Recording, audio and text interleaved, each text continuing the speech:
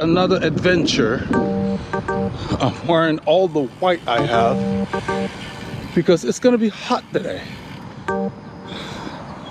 Mid 90s, about 36, 37 Celsius is the high for the day.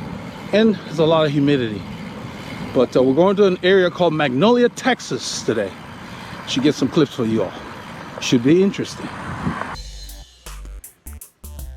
On this ride, I left Northampton, rode into the Woodlands, had some extra times. I took the long way around Alden Village, picked up the group at the Alden Village Center. We headed down Terramont Parkway, Dobbins Huffsmith through Ventura, 149, 1774. We're heading towards Magnolia, Texas. Sections of that's on film. We took Old Hempstead Road, and then we stopped at a store. We continued on Joseph after the stop. Stagecoach to Decker Prairie, some of that on film as well.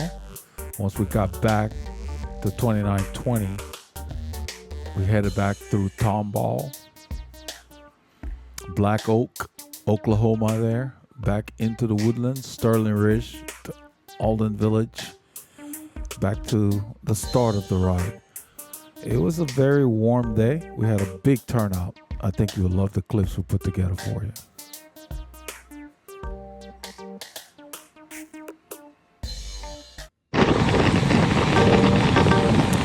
We're on the open road. We're on May Valley Boulevard, May Valley Drive, leaving the Woodlands, Texas. We had a big turnout. I think we had at least 19 or 20 riders. We're heading out of town. We're going towards 2978. We're going to get on Dobbins Huffsmith. So I filmed this section so you can just get an idea of how big this group is this morning. It's already almost 30 Celsius, 85, almost 85 degrees at 7:24 a.m. So it's going to be hot. As a result, we're doing fewer hours. We're doing about 100, maybe 110 kilometers, 60, 65 miles, something like that. That's what we're doing. So we should be back around 11 a.m. with the stops and everything included. I'm just sitting at the caboose right now. Just wanted to get a shot of everybody.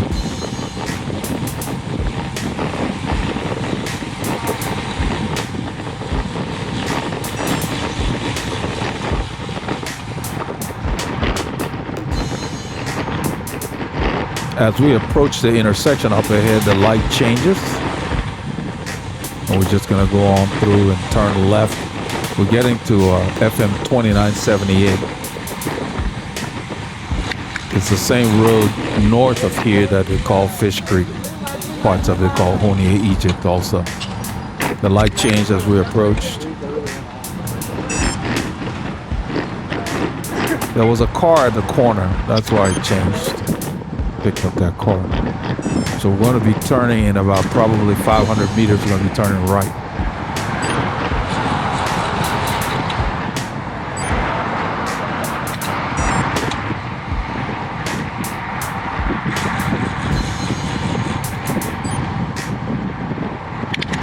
There's a rider on the corner waiting for us. Jerry, he rides with us. He had waited for us further in the Woodlands, but he was at the wrong intersection, and then he realized we weren't going our usual direction towards Fish Creek. So he hustled down here by bike. He's at that corner. As we turn right, you'll see him join the group. He's on the opposite side of the intersection right now. We see him as we begin our right turn here.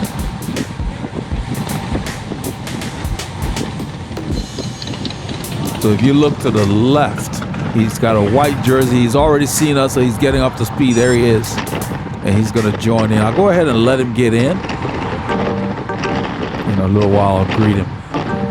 There's a corner coming up. It's off camber. It leans to the right. They did that so that water will run off the road when it rains. But it's a very tricky corner because you feel like you're on ice when you're turning. It's just odd. So So I always take it very carefully. They've shaved the corner. The cars used to slide off. So I'm going to ride up and greet him. I'm just going to tap him on the shoulder and ride on into the group because Jerry likes to sit off the back of the group to rest on his aero bars. So I'm going to hold, see my shoulder? I held his shoulder to greet him, and then I rode up to get on this wheel here. He likes to stay a couple of bike lengths off the back of the group so he can use his aero bars and not be in the line. So if you have people in your group that have aero bars, make sure you let them know not to use it in the line. They can use it when they're pulling at the front or off the back, because they don't have access to their handling when you're on those bars. That's why they're not allowed in mass start races. Just time trials and triathlons.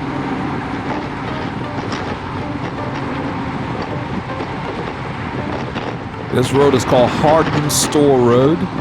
If we were to go straight, it would take us in the same area we're headed to, but it's very busy and it's very choppy. There are a lot of railroad tracks. It's a crappy road further down. I don't particularly care for it. So we're going to turn right on Dobbins-Husmith Road. We're going to take that, go north, and then go west.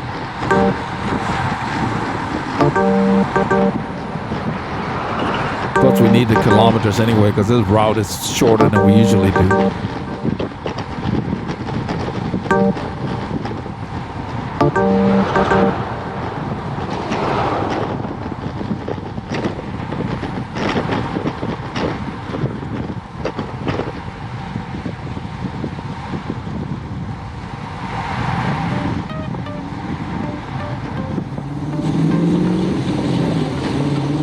So as we turn here, I go ahead and turn the camera off because on this road, we're just going to be in a line.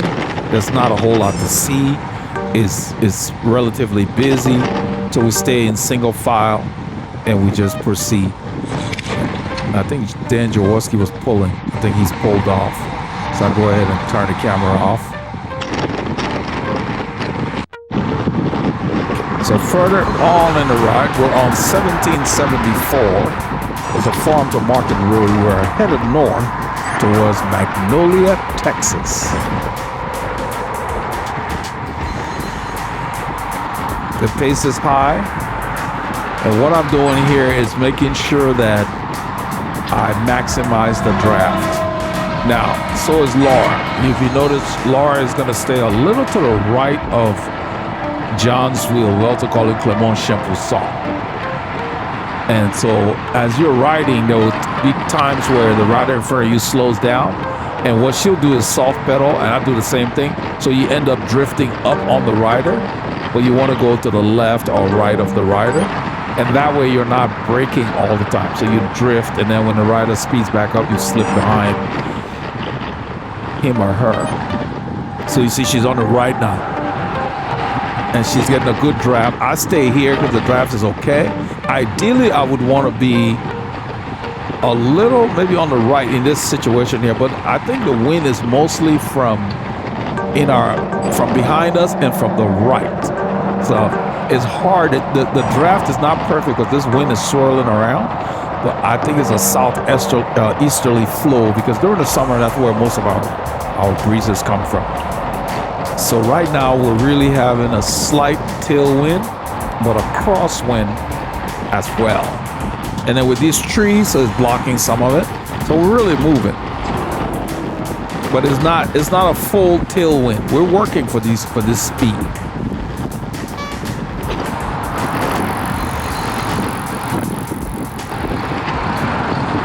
So we're soft pedaling here. There's a slowdown at the front. I'm not really sure why. When I'm at the front and I'm pulling, I try to keep things steady. I don't slow down unless traffic conditions change. But a lot of riders just constantly change the pace. You feel the accelerations, like right here. Now you see that gap that opened? I wasn't expecting this, so now I had to rev up to get back on her wheel. So the pace is not steady.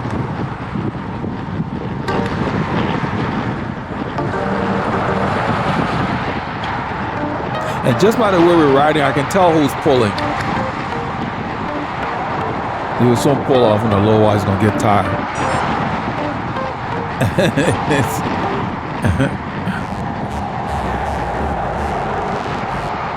It has to do with a lot of inexperience.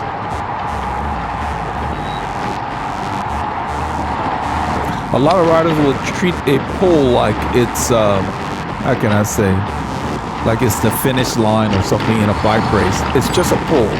Take a pull, get out. Or even if you don't feel like taking a pull, just pull off the front, go back in the line. It's not a big deal. You're not going to get a slap on the wrist, a pat on the back, because you took a pull. If you're able to take a pull, you take a pull. It's not big deal. Help the group along. But they act like it's some big event when it's time to take a pull. Instead of just continuing the group's pace, they change it. But then usually they can't sustain the changes. That's when you get this speeding up and slowing down going on. Whereas a more experienced rider in a group ride will just maintain what the other rider was doing, especially if it's something they can maintain longer, so you end up with a train that is moving steadily as opposed to the yo-yo effect. And the reason I'm saying this is for you all watching this film. When you're in your group ride and you're feeling good and you can handle the pace, resist the urge to change the pace. Go to the front when it's your turn. Continue what the other person was doing. It doesn't have to be the exact speed, but the same effort. Because if the terrain changes, you got to gauge it that way. That will come with experience. You have to learn how to maintain a pace. Because if you ever did a time trial or a century, you'd have to pace yourself. Pacing is important. It shows experience. Not like, if your car's low on gas, that's not the time for you to race from red light to red light. It's time for you to cruise and sip that gas.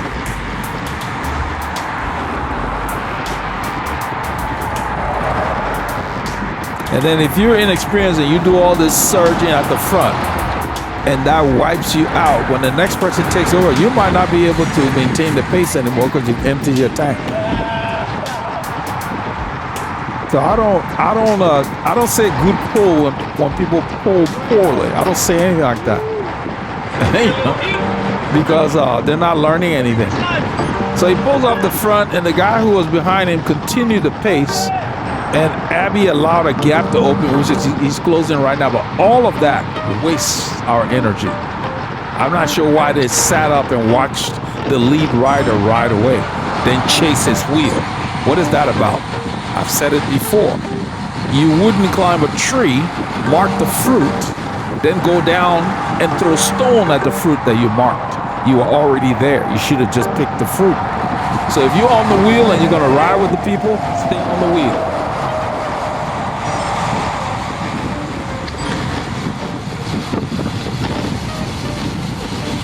The light's red, so we're coasting in lieu of getting there in a hurry to stop.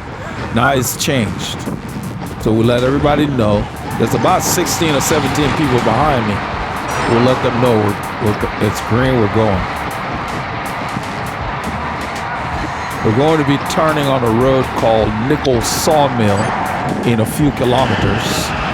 They'll get us off of this busy farm to market road. Because even though we've got this lane to ourselves, there's nothing, how can I say? There's nothing that pleasant about riding on a road and cars are buzzing by. There's nothing scenic about it. It's like a foreign sound. They sound like they don't belong in the environment. They're noisy, they're loud. So we use these roads to get to quiet roads where we can enjoy the peace and serenity without the intrusion of the internal combustion engine. So for us, these roads are a necessary evil to get us where we want to really be. And there are people in our society that go beyond making their cars even louder than the manufacturer designed them to be. Driving down the road in the morning, disturbing people in their homes. People in their home can hear you driving by. What does that do for you?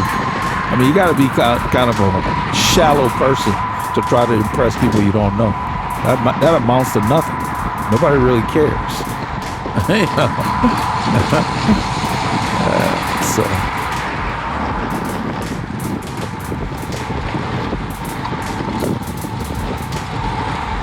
So you notice the guy in the orange jersey did not pull as long as the other guy that was there. There is no requirement that you pull for the same length of time that someone else pulled for it. That's a personal decision based on how you're feeling at the moment and what you want to do. So he took a nice pull, he pulled off. He kept everything steady. It was the rider behind him that allowed the gap to open. He didn't change anything. He kept riding, which is what he should have done. There was no reason to sit up like the rider behind him did. When you're in your group, keep your group moving. There are a lot of times I have to go to the front in some of these rides just to keep the impetus. Because people have a tendency to sit up, then they want to chat, like it's some kind of official timeout. We're on the road, we need to keep moving.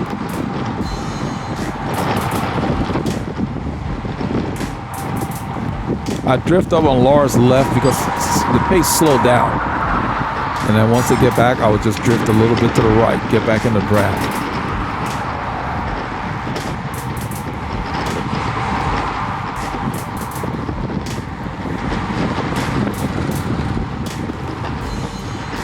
You see how quiet it is right here? Because I was in the perfect pocket.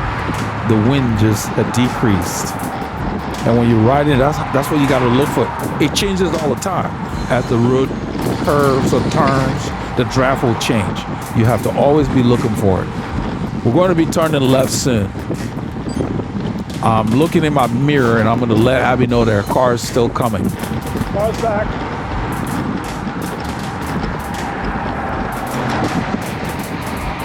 Now he pointed left. The guy behind him, who's in second place, did not even see that, I guess. Because watch what happened.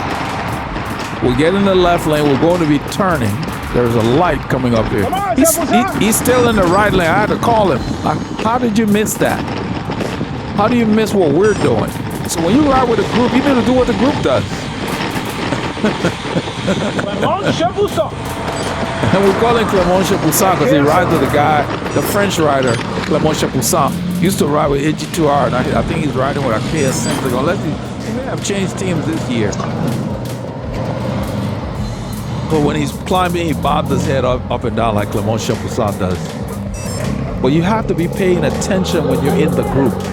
And I don't know, I think I got it on film. On this ride, we had a rider that fell.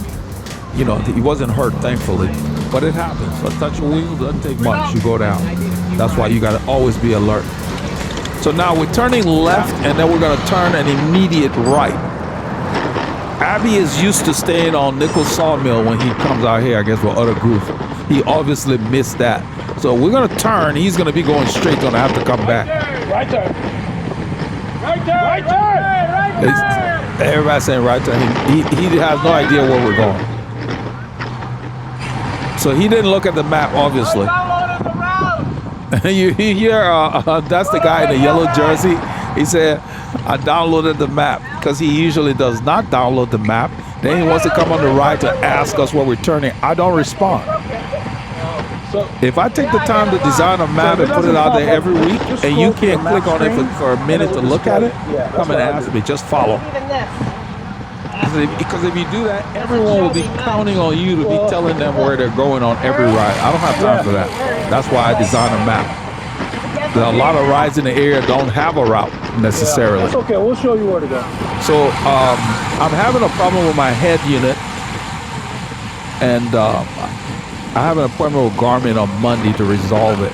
I think I've already resolved it, but your screen is really small. That's probably why. Laura's having the same problem. That's what we're talking about. Actually see the map. So we're no longer getting the, It's not going to pop up. what they call turn by turn, where you're on a different screen and the map will pop up and tell you when you have a turn coming. we did an update. That update Yeah, I just gave basically you the picture. That's why I removed told- our I told North the guy, I America said, map. You guys can't fix it, you're gonna have to send me a new unit because they're broken. So that update broke the software. You know, just like Windows. The same stuff I happens won't when do you have any a other Windows updates machine. until something breaks because the I updates had break. updated mine since I know. October, so I was like, So oh, she I said better she hadn't updated her That was a system, mistake. Now it doesn't and she work. did Because hers as soon as over you the call them, weekend, that's the and first it thing doesn't I want work. to I ask. loaded it like 5 times, the map's there, but it won't tell me. Yeah, the map's there, it comes won't up pop to up. 500 feet. And it won't recalculate. 40 feet, zero. Yeah. So you Basically, a use US your, map your is ability locked. to That's reroute what keeps yourself. happening. Your map is there. You can see it visually. At least on mine, the screen is big. I have a 1040. Yeah, well, when you call, So you they have know. to have the map displayed the So whole you set time. an Where I don't appointment care for to look at Monday the map at the noon. whole ride. I like to look at my stats. How did they fix it? And that's what we're. So she was able to resolve hers, and she sent a text to Paul and I. Were chatting about it. It does calculation errors. But, because it And then can't, it can't reroute you. It Yeah. doesn't say right or left. No, it's just. Yeah, so you're not getting your pop-up that will tell you when you're getting turned and all that. So it's kind of like it fights, and that's a nice function. That's the whole point of getting a Garmin. If you're going to use that map feature, I told them, what's the point of sending updates to break our limits?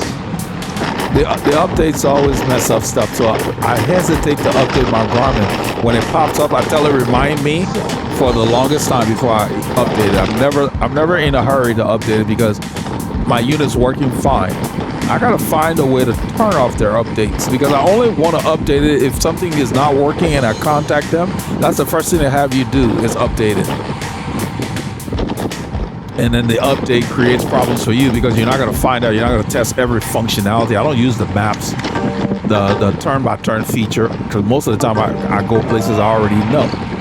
But for these new areas we're going, it was nice to try to use that functionality, but it worked out. What I did was as soon as I would get to an unfamiliar area, I would just display the map. The map was one page over from like my lap training page. I have like 3 training pages. If those of you who have Garmin's, so I would just flip to the map and I can see the arrows and the route and everything. But basically, the map had no guidance because the way it works is they load a regional map. Like if you're in North America, they will load that. If you're in North Africa, you load that, so forth and so on. If you don't have that map, then it does not enable the feature that will tell you you got a right turn coming. The other feature that fails also is if you turn down the wrong road and you have your regional map loaded, it will calculate a recalculation for you, which is every GPS system. It's kind of like being in your car and not having your map on the hard drive of the car, or the older cars that had like a disc and you don't have that disc, your navigation doesn't work. So they're update locked, so to speak, the North America map. And then he said, oh well, and then another thing they did is you used to be able to just load your Garmin connected to your Mac and you would see it as a hard drive. Now you have to get some kind of MTP protocol, open source software to be able to see that, which is just, they said they changed the protocol. So as a result, to see the files on your Garmin now, you have to have a Windows computer. Come on, please.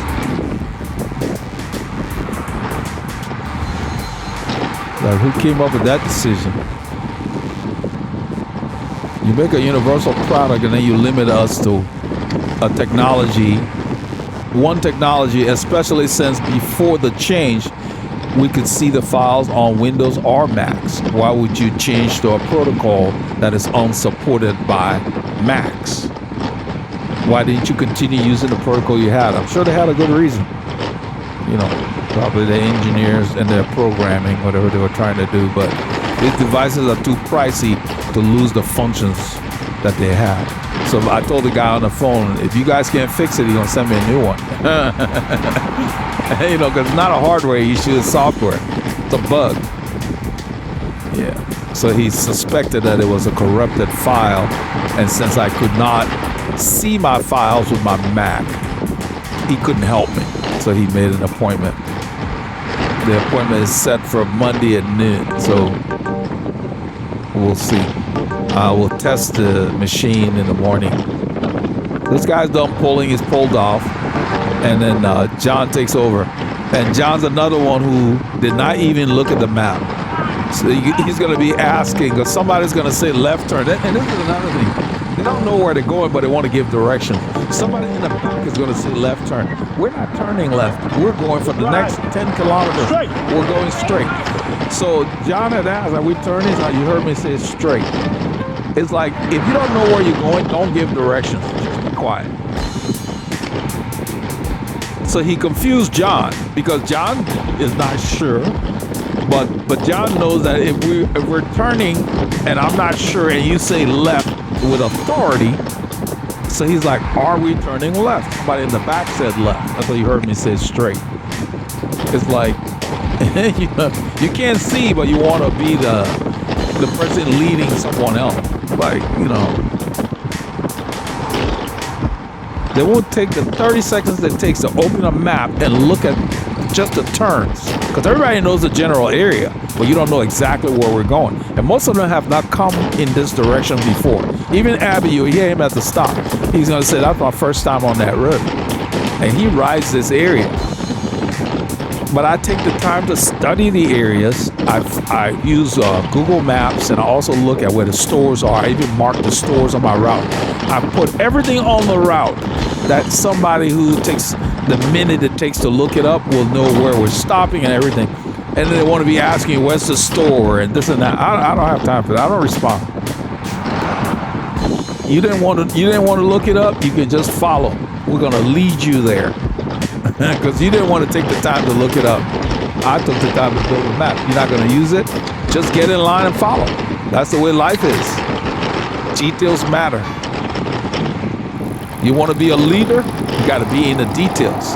That's why in your offices, there are people that are paid more than others. The people who apply themselves, they get promoted or whatever else. No, most of the time. I'm not talking about nepotism and all that other stuff. So you want to be good at something, you got to get in the details. I just say the devil is in the details. I think there's a phrase like that. You see how low Laura gets? So when you follow Laura, you got to be low on your bike. Otherwise, it'll be like you don't even have a draft. Laura, Mo, who else? Let's see. Who else gets really low? Let me think. Even Shambusan. Shambusan's a small guy. He doesn't really get that low, but he's already low on his bike. So when you follow him, you got to get down. We went up a hill there. You see my heart rate kicked up.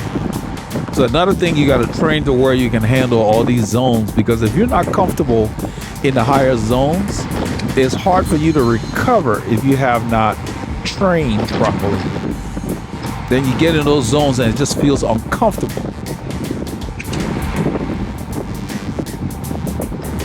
The road's going up, and then we have like the wind. You can hear the wind. The wind's coming from the left, which is south. We're headed somewhat westerly, almost southwesterly. So we're headed somewhat into the wind. Because this road, you can see on the inset map, the road is curving. We're going to be going more south. And listen to that wind. I've already dubbed it down. You can still hear. There's no avoiding the wind. Let us do its thing. I like the wind when it's hot. I wanted to keep me cool. I usually pour water on my neck, so when it evaporates, I'm cooler. And then I'm wearing those arm sleeves. Those of you who saw my intro, those arm sleeves are very breathable, and your perspiration actually puts your arm under those arm sleeves. I had to put them on because my skin started getting blotchy from when the heat kicked in. All the spots on my arm. When one Shabusa is done, so Laura takes over.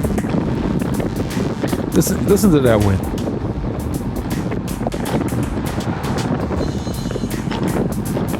So we're doing like 22, 23 into the wind on a flat road. That's not very easy. So I'm right at sweet spot for me. But other untrained riders, they're in their zone 4 or higher. So you really have to find the right tempo.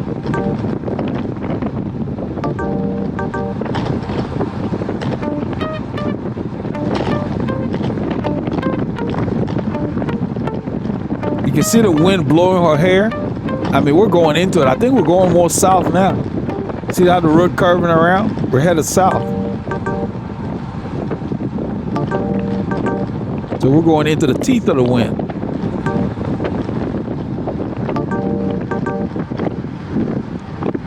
So see, I'm on the right. There's a car blocking this lane, a truck. So we're gonna take the opposite lane. It's clear.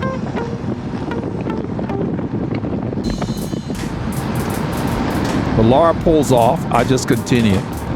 So when you take over, you want to continue the same effort. Don't worry about matching the exact speed. Now you see this intersection, it's clear, I can see it, it's wide open. You can't tell because the camera's on my bike. I had put my arm out to let the group know we're going through. Just pointed my arm straight up to let them know we're going through. When you're leading the group, you need to make sure that there are no obstacles. When you approach intersections, if it's a blind intersection, you got to slow the group down until you're 100% sure it's clear, so that you don't have last minute braking. That can create problems. See how clear the intersection is? I can see nothing's there. So I always motion my arm forward, like onward. I raise my arm and let them know we're going through. And then the rest of them can start looking because situations can change. We got like 19, 20 people in the group. We're a few kilometers from the stop. So I filmed part of us getting to Dobbins Huff Smith, then I turned off the camera, and then when we got on 1774, I filmed that. You can see it's 8:30 in the morning, so we're about an hour and a half into our ride. We're almost close to the halfway point, so to speak. This is another three-way. It's clear. I let them know we're going. If that had been a blind corner, I would have backed off the power, motion for them to slow down, and then check before I let them come through. You're the eyes and ears when you're in front. The road is flat, but the wind has picked up. And all I'm doing is making sure I keep the tempo the same. If you look at my heart rate, I'm in the same area that I was in when Laura was pulling. I didn't feel the need to raise the pace significantly. I'm holding the same effort. So we're doing about 20 miles an hour, 2021 with this wind.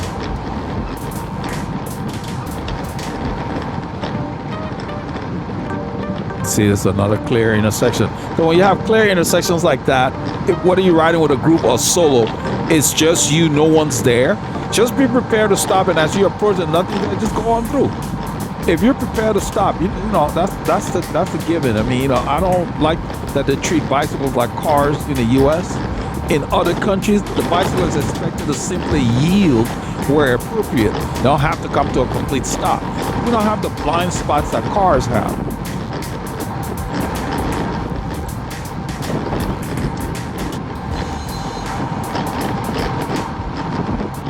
We have too many stop signs in North America. There's another one here.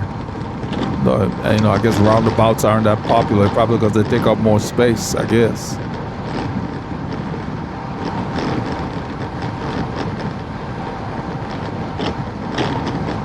They need to slow people down by the infrastructure being built properly. And you won't need all these stop signs. This is a subdivision. I need all stop signs. So that's a store we're stopping at. Store. So you can see we have all our stores next to our subdivision, but no sidewalks.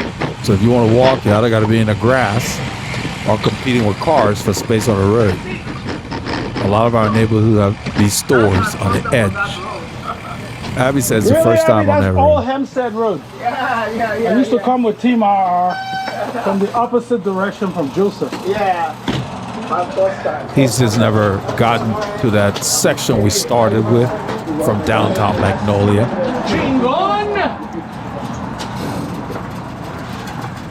So when you place your bike, you need to make sure two parts of it is touching, just like you see Juan doing. He's making sure that his bars and his saddle or wheel are touching those two objects, It's a little so they don't inferior to easily the fall. Garmin, but I didn't pay for it. They sent it for a review. I just kept it. So I keep it on this bike. I use the Garmin on the orange bike, but I prefer the Garmin. Abby's asking about my Technology. radar. Yes, even the tones are the same. Yeah, that's intellectual property theft. You know that. Yeah. I bet you they were the subcontractors for Garmin and they stole it. And all the software is the same. Just the body of this is different. So they copied it. The tones are the same. It works with my head unit, everything. So I added it as another sensor. They call it Magic Shine. Oh, hey. Yeah, we're done with All right, the guys, let's stop. get ready. We try to It's keep it called Magic around Shine. 7 to 10 minutes or so, Chinese company. and we try to make sure everybody's out before we leave. That we're not leaving anybody who may be still inside or whatever. You know, That's stop, Joseph use the over there. restroom, get the drink. That's where we go. That's where we go. So there's somebody inside. You know that area. You remember? Yeah. Because I never came out this way. Oh, yeah. They always go the other way. Yeah, But this is where we stayed off of this. it was nice actually. Everybody ready? No, we're waiting for one more. Okay. There he is. Right here. Yeah, we've mistakenly on some rides, not this ride, but we've mistakenly That's left somebody Joseph while over they were in there, the guys. restroom That's or true. something. We're gonna go So left on Joseph. we try to make This is sure all the 1488. bikes have owners before we leave. And Jerry, when you go, try and go as hard as you can, Jerry. Just go as hard as you can, Jerry. Come on, let's go.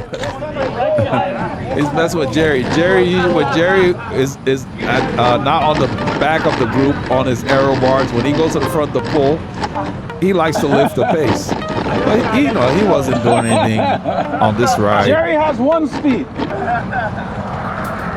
I thought Jerry has one speed, is warp speed. So I when believe Jerry that goes, is you have to Joseph. Let me decide. see. Yeah, this is our turn. We're getting on. This is 1488. We didn't use it to come This in is all because new. there's a lot of Used to be construction. a mess.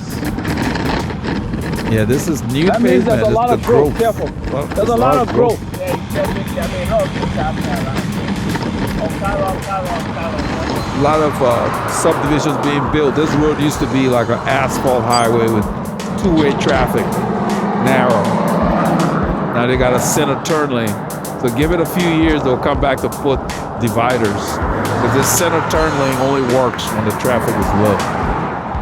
Get people turning in front of each other, the head-on collisions increase. So we get off of 1488 and immediately we're on a country road. The gas stations are strategically placed. That's another stop right there. So that I always note So we're going to those. be on this road for at least 4 or 5 miles. Joseph, the next turn is called Little John. On the left. See, I said Little John on the left, but there are two Little Johns, and they didn't get the on the left, or they didn't remember it. So when we get the Little John, they turn on the right, and then they blame me. I'm like, no, there are two Little Johns. I told him to leave Jerry alone. Jerry get up there, he who knows warp speed. Jerry wasn't bothering anybody. Jerry was just sitting in. Jerry said he had not been riding frequently. So You may have come the other way, Jerry. yeah, we usually go the opposite way on this road. So they don't recognize it because it's a different direction, and when they're used to a hill, we're going downhill and so forth. So when you change direction, it spices up the same area. So it makes a difference. You don't have to do things the same way all the time. Abby's on the opposite side of the road into a blind curve. That's why I called out to him. I don't know why he does that. But anyway, he was over the yellow line, that curve. You can't see around there. I saw that the light on that car. So anyway, we're going. So at the end of the filming, you're gonna see somebody fall in the group. You know, touch of wheels. It happens even in the pro peloton. Thankfully, nobody was hurt. But it was because that we weren't sure there was a car at a three-way We weren't sure whether the car was going to stop or not. I guess it appeared at the last moment. I was not that close to it. I just saw the rider in front of me fall. But it was okay. Nobody was worse for the wear. We kind of dusted ourselves off, checked the bikes, and resumed. So I get a good shot of the group here. I'm going to mention the Laura. This is an awesome group. It's just big. This is like the biggest group we've had, I think.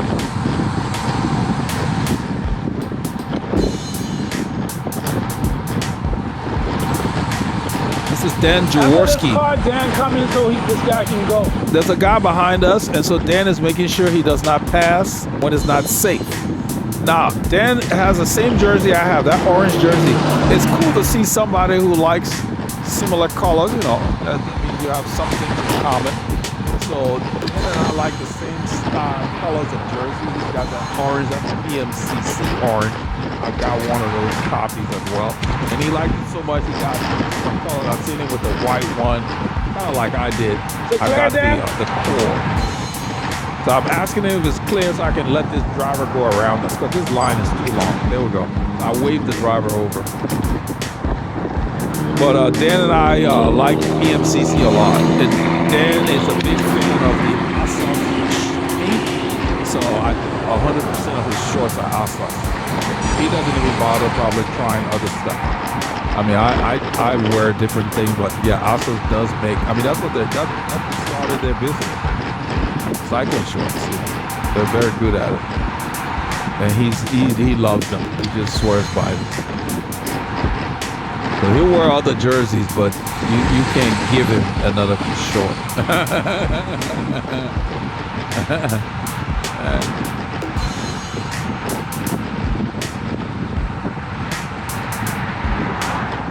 Dan and Paulie Longa are riding similar bicycles today. Dan, he had a warranty issue with his bike, and so he's finally got that taken care of.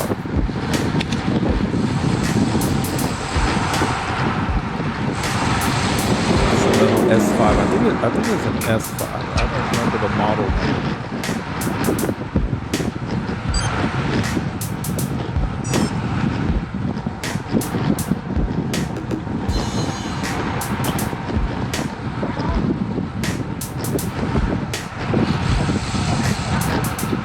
So the road starts to go up, and in a little bit, a member of the group named Mel, he starts to have problems. He's having problems with his shifting.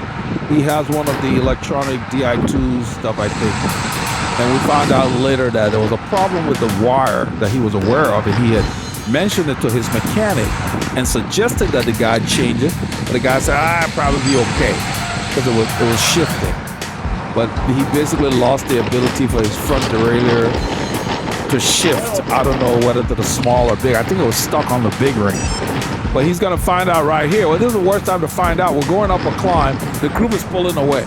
So I move over and I ask him. I don't know if I even asked him. I don't know what was going on, but later on Abby said that he had asked him and he said it was okay.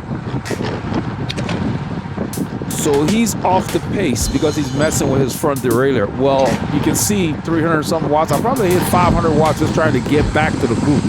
Those gaps can sap your energy. Well, he catches up with us at one of the stops. He mentioned that he was going to take it straight back to the mechanic and tell him, I told you to replace the wire. Something had scraped the wire. I think it was shorting out or something.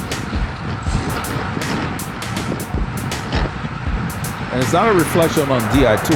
His wire was damaged by something physically. And he had asked his mechanic to replace it, who thought it would be okay. So, one of those things. I know he's back there. You want to wait? Laura's looking. Let's go. Let's go. We'll stop later. Yeah, I told her let's go. This wind, and the road goes straight for a while. And then... something happened. Yeah, something wrong. We weren't going that hard, so I knew something was up, something mechanical. He had a hard day on this ride because before we got to 1774, where you saw the film going on, he had a flat that he had to deal with. So just one of those days on the bike for him.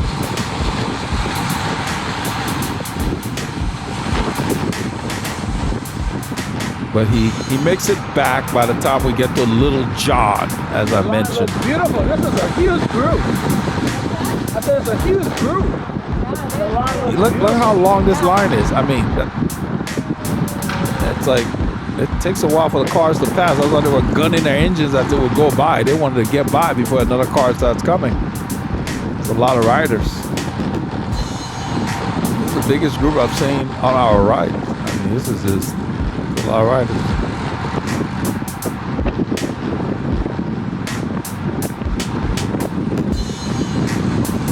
And I think that, I don't know how you guys are running your group. Try not to be too restrictive because it will add life to the group. Don't listen to the people who don't show up too much. Let's put it that way. Because we get the same thing here. I get a lot of direct messages from people that say, "Oh, the group too fast" or whatever. What I started telling them is, show up. I'll ride with you at your pace. Guess what? They don't show up. Well, that's why they're slow. These guys are fast because they're riding their bikes all the time. You're not going to get fast sitting on a couch. You got to get off your rear. So they're not coming to the ride. Don't listen to those people and let them ruin the character of your group. Accommodate everyone. When you get enough people, split the group where appropriate. Sometimes that selection will happen on the road naturally because everybody wants to start out together. But sometimes you can just say, okay, you guys go ahead with 30 seconds behind you or a minute behind you. That way everybody feels comfortable coming. So then depending on the mood or the fitness of riders, they can decide to go with the first group or whatever else. But don't restrict your group. Just ask that people be safe. That's all. So by keeping things reasonable, people don't feel like they're going to work. You go to work, you got all kinds of rules. You can't wear your pajamas to work. The dress got how to behave, all that kind of stuff, So don't make the Saturday ride or the Sunday ride. It's supposed to be fun. Don't make it too restricted. Just keep it reasonable. People are coming to play, let them have their fun. Because all the complaints I've been getting are from people who don't show up. So after a while, I just made it clear to them, show up, then we'll deal with your issue. Because you want to get fast, you got to ride your bike. The fast guys should not have to slow down for you. You need to speed up to them. That should be the challenge, if that's what you want to do. Because it's hard to find a group that will always meet what you want to do. That's just hard.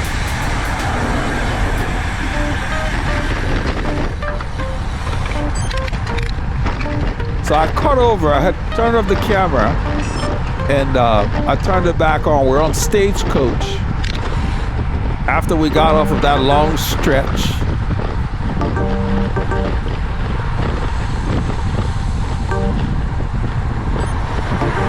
Creek. I thought it was Stagecoach. Walnut Creek should take us to Stagecoach, I believe.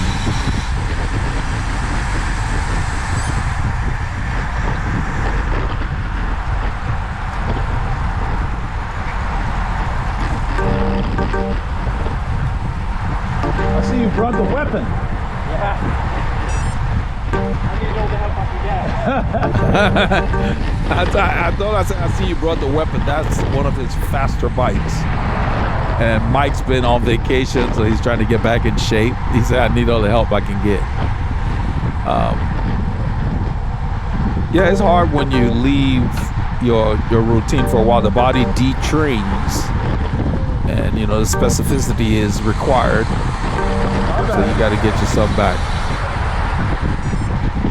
And you got to be patient.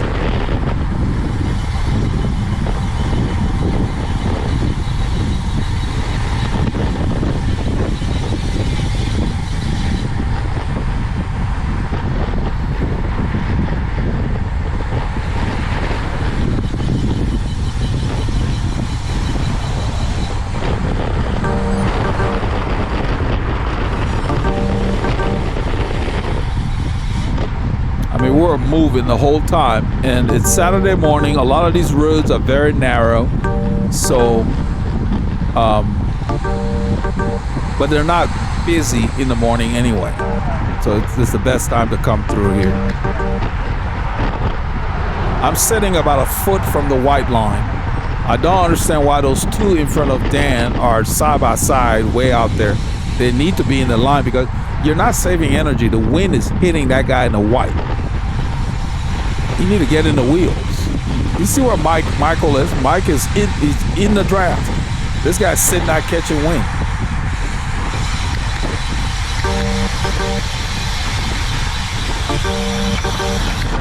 So when you're not in your top form, you got to use your wits. When we turn around, the road is like 4%.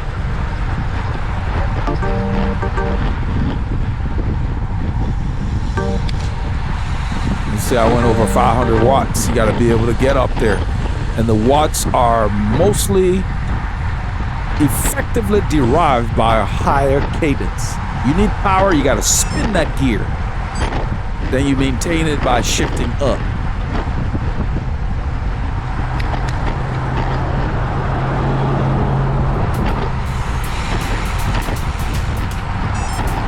Towards the end of this route is where the fall will occur. I didn't see what happened, but we talked about it later, and it was because of a car coming at the three-way stop sign. So as soon as it happened, I made sure to tell everybody, let's get off the road, check yourself, check your bikes. And so we're good. No one was worse for wear, so thankfully that worked out.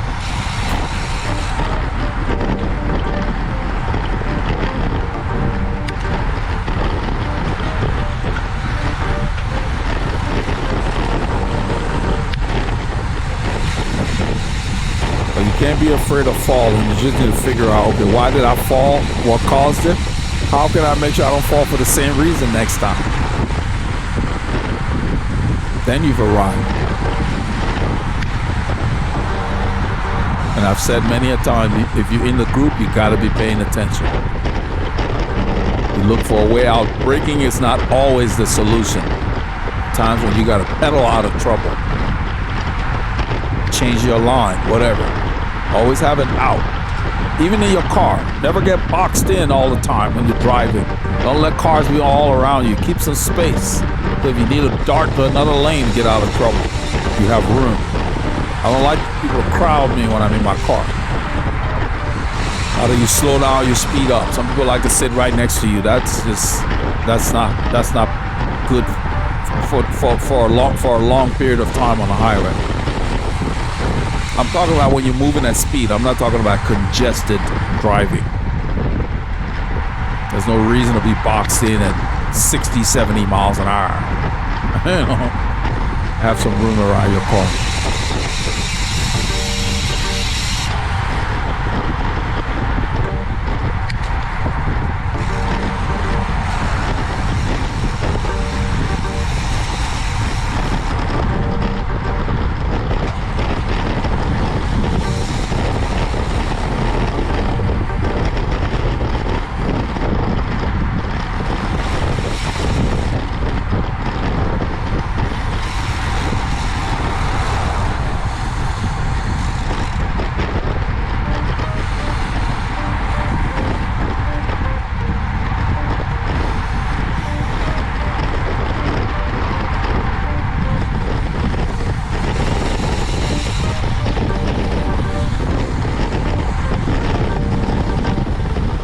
So I titled this How to Focus in Group Rides, because focus is important.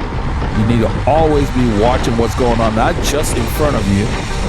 You have to try to see what's happening all around, further up the line, so you can have enough time to react.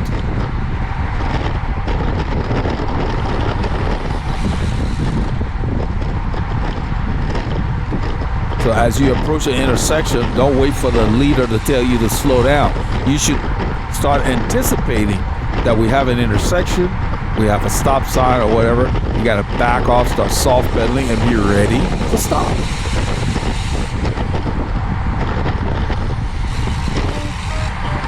The rider in front of me is wiggling his left hand, and he's up and down, shuffling on the saddle, which says his fit is uncomfortable. You saw that right there.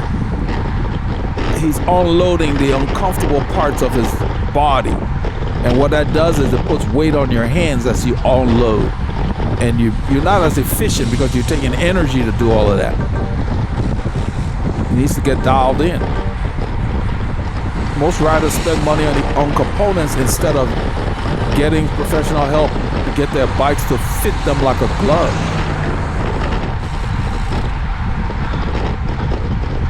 You shouldn't be uncomfortable on the bike. The only discomfort should be from your working muscles doing the work. And it's a good kind of discomfort anyway. That's what you want. Give them the workout. See, he's stretching his back. So he's hurting all over. He stretched his back right there. So something's up with his fit. So, you know, you probably hear this a lot. People say, oh, you got to get your fit checked. Yeah, it's not any one thing. If your lower back is hurting you, that has a lot to do with how you're sitting on your bicycle. Where that saddle is placed and are you really using your muscles. The saddle might be a little low. Because a lot of times a low saddle will put a strain on your back, especially if your cockpit is too high. So hard to tell. You got to go back and check everything. That's why most fitters will say, you got to go back to square one. What I do with people like that when they come to my studio is I measure what they came in with on the software, and I have a before and after, so they can see the changes and see how it impacts the way the bike feels. So we're coming to a stop sign. We slow down. We're going to be turning right, I believe. Yes.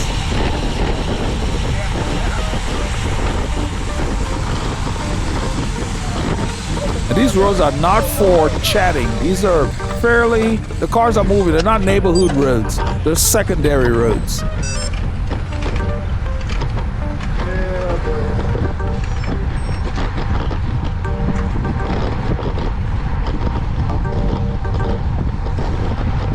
Jerry went through that gas station. I'm not sure why.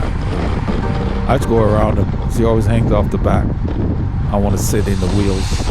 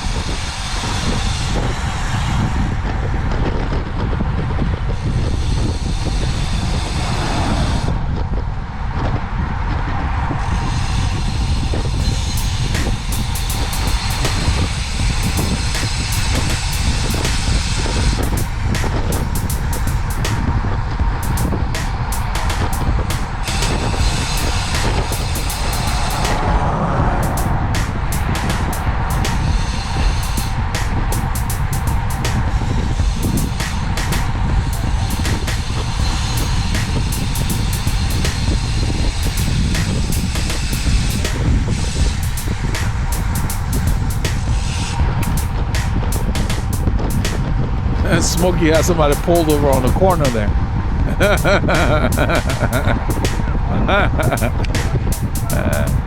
That's gonna make his Saturday interesting. Gotta donate to the coffers.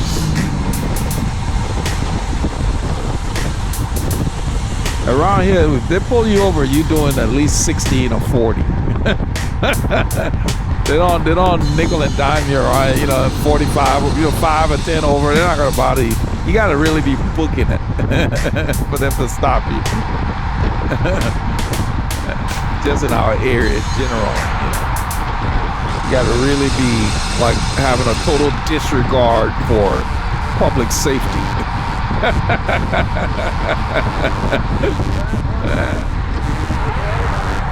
Then they always come and ask you, what's the hurry? They want to make sure that, if you're going to the hospital because you got somebody you're transporting, well, they'll probably escort you. So, the life and death situation here?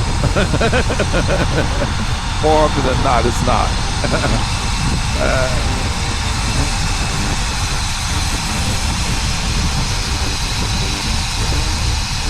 We're going to take a right turn. This other road is quieter. We'll get off of this. This is a slightly busier road. These are all heavily cycled roads that have been for decades. There's a club in the area called Northwest Cycling Club. They come out here a lot. These areas. This is quieter. You can tell they're like they look like single-family farms or whatever. Those fences. Quieter road.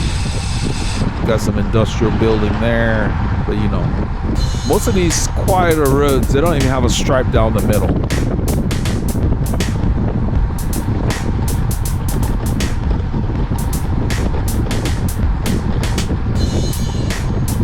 So in this area here, you pretty much just got to get out there and find the quiet roads. Really, if you live in the area and you're looking for places to ride, you should go seek it out. There's some busy ones, but you don't have to spend too much time on them all the time. So we come out here sometimes even during the week. Abby has a group that comes out here often in this area.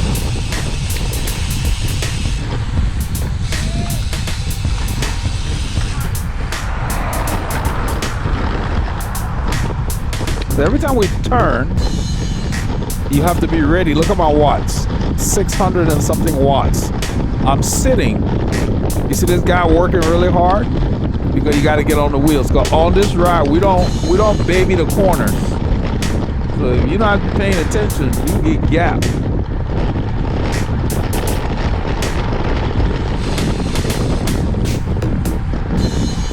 It's almost like a road race.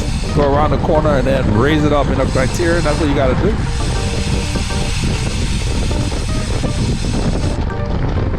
So if you're not fit, your heart rate's gonna spike, and then it doesn't come down quickly, and then you don't get a chance to recover. Then you got to do it again. That's what happens in a crit. So you got to train for that specific kind of effort. So in a crit, a road racer's endurance is baggage. You need to train for high intensity stuff. 45 minutes to an hour, you got to kill yourself. The race over. You start doing super long rides and you're a criteria racer at the wrong time. That endurance ain't gonna help you much. You need to be tapping into your anaerobic capacity. So whereas on the road here, you got to do everything. You got to tap into anaerobic capacity. You got to have endurance to last for several hours. Because by the third hour, if you're not fit, you start feeling that bad boy. Your legs be like, look, enough. I think it's on somewhere on this road that we end up having somebody fall. And then somebody ran into the back of me, hit my wheel. My wheel was a little out of true, you know, nothing major. Wasn't touching the brakes or anything. Once I got back, I sorted it out. But you always got to be paying attention. So right now, I'm not even looking at the guy in blue. I'm looking ahead to see what they're doing up there.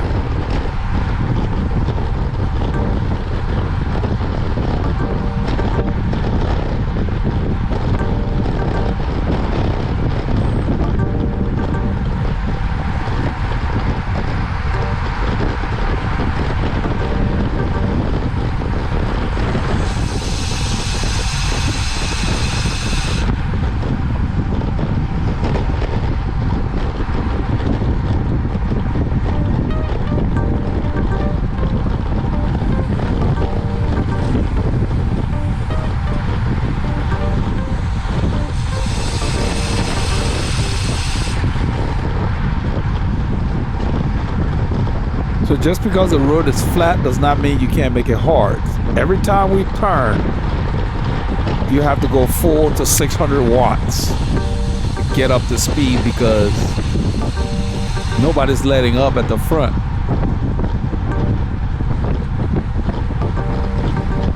I think I'm sitting in like a 5316 most of the time. And then when we go around the corner, I will shift down a couple of cogs and just rev it up. Because you get that momentum. You can't keep it in a very heavy gear because you will get gapped by the time you get the gear rolling there down the road.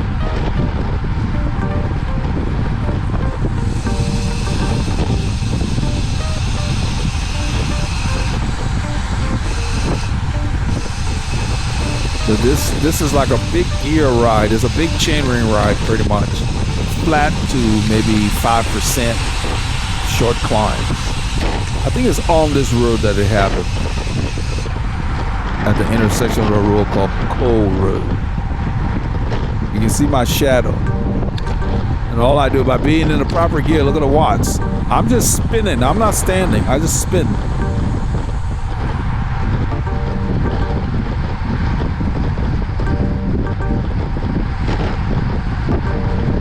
So you have to train properly for the kind of riding you do. This is not a touring pace. I mean, we're still enjoying the sights. I mean, I'm looking at it. I love these trees. Look how pretty this is. This is on that highway where we have 2 lanes, even though we have the full right lane.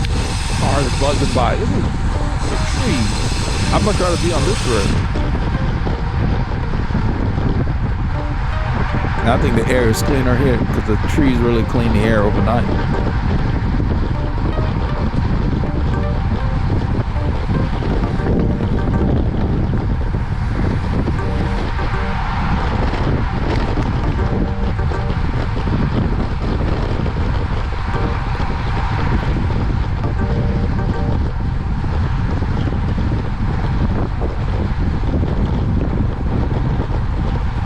Moving about 23 miles an hour, between 23 and 24 miles an hour. And in a little bit, that's when I just see somebody hit the road. After a while, I think I'm going to go in front of this guy before it happens. Yeah, now I remember. So what ends up happening is somebody pulls off the front, and that has nothing to do with the fall. The guy pulls off the front. I think it's right here. The guy in yellow pulls off the front. This guy leaves a gap to let him in. I just go ahead and fill the gap. Because obviously I was like, well, what are you leaving a gap for? Right there. Watch. So he wants to sit on the back. I'm like, okay, you get to be on the back. So I moved up and got on Paul's wheel right here. So that guy in the yellow ends up behind me. And maybe I shouldn't have done that because he ends up running into the back of my bike. You'll see that in a little bit. So I'm gonna close because right after it happened, I turned the camera off as it ends shortly after that. But basically, this is part of what we did on Saturday. Keep all the doctors fired and keep your eyes open when you ride. Because anything can happen anytime. It doesn't have to be in a group. It can be from a dog, a squirrel, whatever.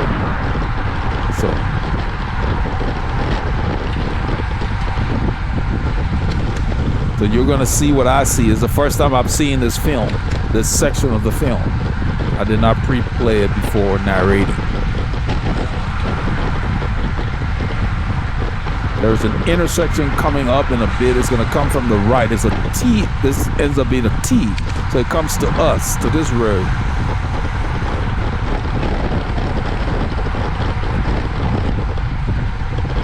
I'm going to see if I remember because I just reacted. I saw the guy hit the pavement and I looked for an open space to go into.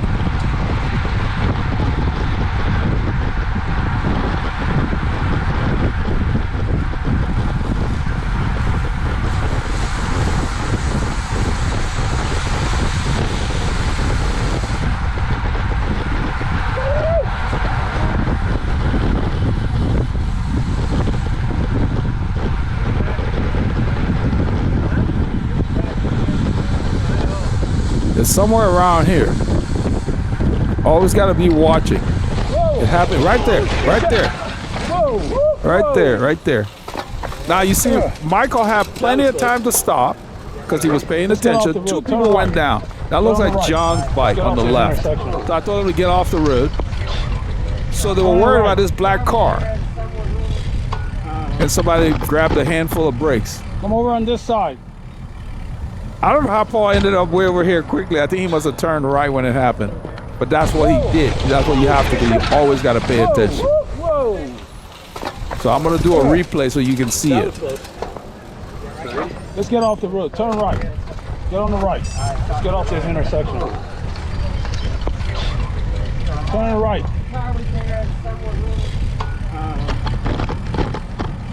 Come over on this side.